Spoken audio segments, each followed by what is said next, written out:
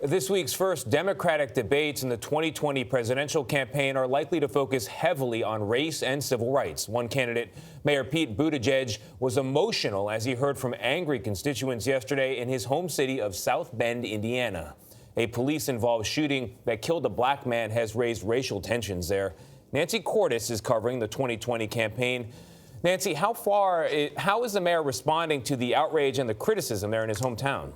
Good morning. Well, he's taking responsibility for a controversial body camera policy there and for the shrinking diversity in his city's police department. And he acknowledged the racial tensions that have dogged the police department throughout his 7-year tenure as mayor.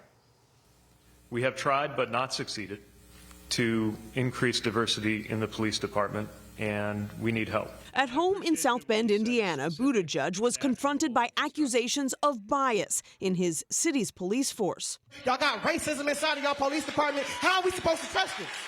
I am raising a 7-year-old grandson that when he sees the police, he is afraid. That is not what's supposed to happen. Racial tensions flared last week after a white South Bend police officer shot and killed a black man who was allegedly holding a knife. The officer was wearing a body camera, but it was not turned on. If anyone who is on patrol is shown to be a racist or to do something racist in a way that is substantiated, that is their last day on the street. Buttigieg dropped off the campaign trail after the shooting last week. I just think it's my job. I don't know if it's smart or not.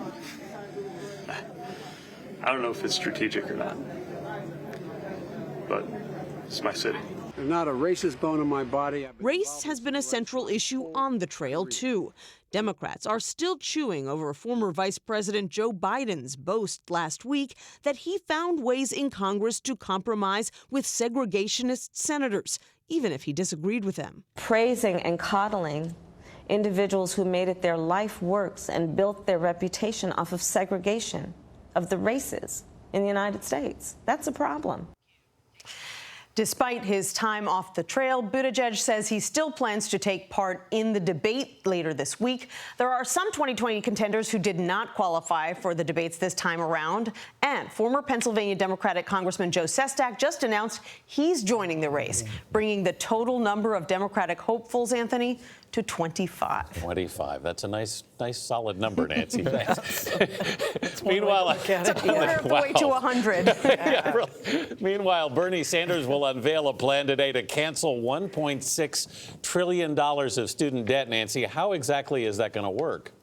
Well, that 1.6 accounts for all of the student debt in the United States. Sanders will propose that it gets paid through new taxes on Wall Street that will reportedly raise more than $2 trillion over 10 years. It's a similar plan that's come from another progressive senator and 2020 contender, Elizabeth Warren, who proposed eliminating debt for some, but not all students. And all of this comes ahead of this first Democratic debate. But with so many candidates on the stage, it's not clear if this hot topic is even going to come up. Anthony? Yeah, 25 candidates. Wow. Nancy, thank you.